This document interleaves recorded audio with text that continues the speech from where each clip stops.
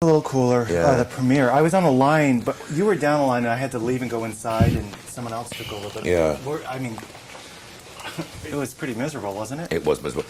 The worst of it was the car that brought us up from downtown, the air conditioning was broken. So, but the car itself was so fucking hot. And then I got out, and I'm like this, and, you know, just somebody get a towel or something. I was just running with water. I don't know what the American people must think. That Hagrid guy, he sweats, doesn't he? Everyone was sweating. Everyone was feeling like this. I mean, it was everybody. But, so anyway. It was worth it, though, wasn't it? Yeah. What did you think about the reaction with the fans? Was it more intense this time around? Definitely. Yeah. And much more kind of rock and rolly. It was like a boy band had arrived. You know, it's like exactly. Westlife. Imagine their disappointment when I get out of the car. Why No, I got a huge scream. I mean, because they just love the films. People love the films, and a lot of them, I think, a very high proportion of kids who come to see the movies have actually read the books. I mean, which is great. Yeah, well, at least kids are reading. I mean, they read. This Exactly. is probably one of the number one for books. They all read this one. Definitely. But it's a complicated read for a kid as well. I mean, even as an adult, you find yourself going back half a chapter to remind yourself who everybody is. You know, it's kind of like a very complicated detective novel in a way. when the last one came out, I think it was last year.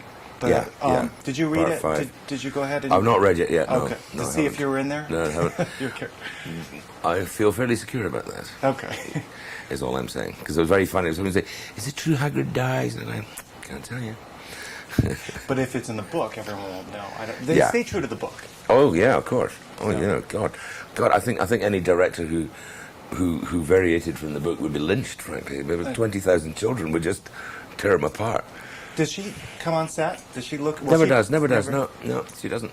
Have you talked to her? Oh, You yeah, didn't know her? of course, extensively, yeah, of course. Yeah. What's her reaction about the films? I know she said she loved the first two. Have you heard anything about this one? The third one, I haven't spoken to her, no, I don't know. I think she'll be absolutely delighted.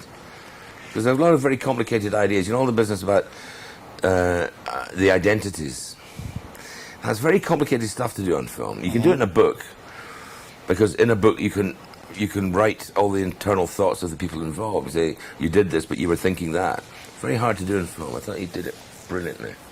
Now, I know Emma, Rupert, they all spent 11 months on the set. Is that the same? No, I'm not on nearly as long. Because you can do other work.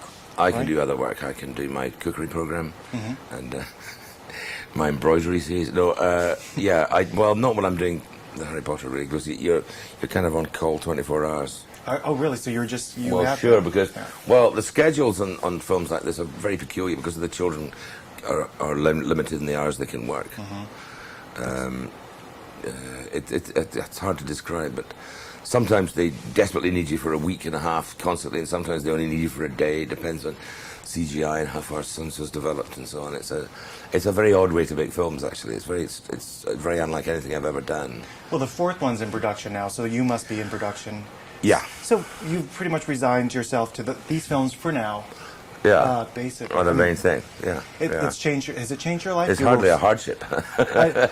Well, you were well known before this. Surely, unlike the kids. Yeah. But has it changed your life at all? It certainly changed my fan base because most of the stuff I did before then, 10-year-olds wouldn't be allowed to watch. Do you know what I mean? Because it was too adult, really.